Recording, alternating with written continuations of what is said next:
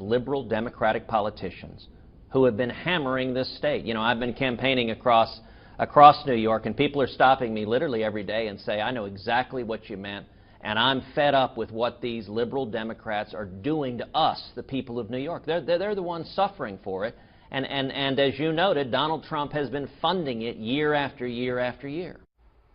Well, the Cruz campaign also working furiously behind the scenes to stay close to Trump in the Empire State and beyond in the all-important delegate fight.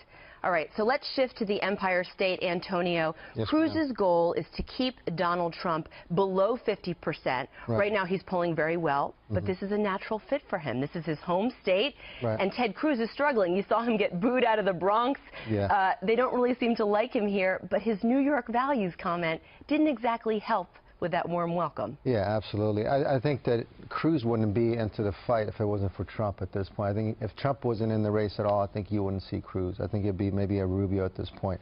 But I think Trump will win New York, and he will win California, and then we'll see in June what happens after that. It's tough for Trump because, I mean, his party doesn't want him, the Democrats don't want him, but the people want him.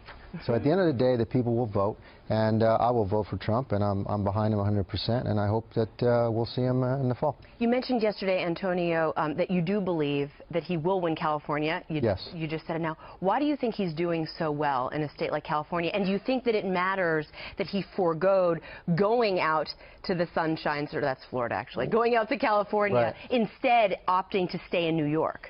Well, it's tough times. I think we need somebody who's just honest. He might not be perfect, and nobody is, about stuff that he talks about, but at the end of the day, he's honest. And I think I cannot trust Cruz. There's something about him, and definitely I don't trust Hillary or anybody on that side, but I trust Trump. I think at the end of the day, he wants what's best for the country. He cares for the country.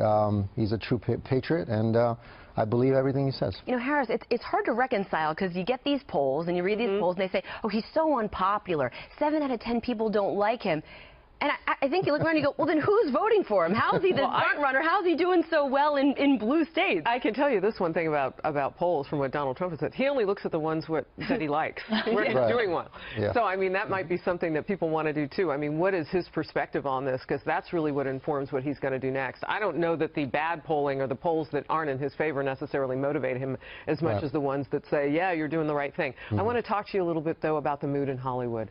I'm seeing kind of a shift. You've got Scott Baio, Susan Sarandon, not necessarily people, particularly with Susan Sarandon, that you would see coming forth and saying, you know, you might give a guy like a Donald Trump a look. I don't know how she's voted over the years, but Hollywood generally is not very warm and fuzzy to conservatives and outright Republicans when they say so. Are things changing, and is Trump part of that change? I think they're changing all over the world. I think this country is changing. It's been changing for the last 7 and some years. I think people are fed up. Like I said, I think they care about security. They want this country. I think most of them want the country to go back to where it used to be.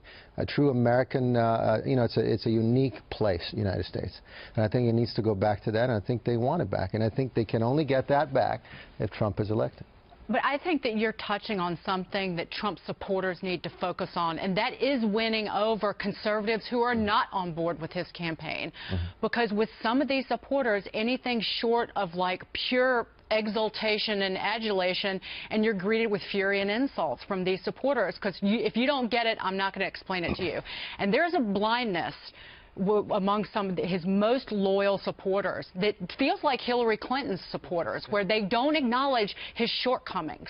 And they need to convince people, convince conservatives. He needs almost 70% of these unbound delegates to get this, to get to 1237. They've got to get them on board, and soon. So Dagan, stay on that point then. If it's, let's say, not Donald Trump, then you could argue the inverse when it comes to Ted Cruz. How do you then get the Trump supporters who are going to feel that they have been, you know, denied their voice? And I guess you could say the same thing on the left, too. I mean, you have this fight between Hillary and Bernie. So if one or the other doesn't get it, both sides have some work to do to coalesce their parties. They both do. And I think that the bigger concern is with the Cruz, and I think Kasich's your wild card here, right? That if you could, if Kasich could get his party, that he's invited at the party, but he's hanging out in the back. Nobody knows who he is, but he won't leave. He's invited. Yeah, he's invited. He's at the party, but he won't leave. The danger is that the Trump supporters want him to run as a third-party candidate if he can't get the nomination. Yeah, you know, that's difficult to do, and I think Michael Bloomberg underscored how difficult that is to do, despite the fact that people keep talking about him running as a third-party candidate the bureaucracy in all 50 states is set up to deny somebody a third-party run. The only way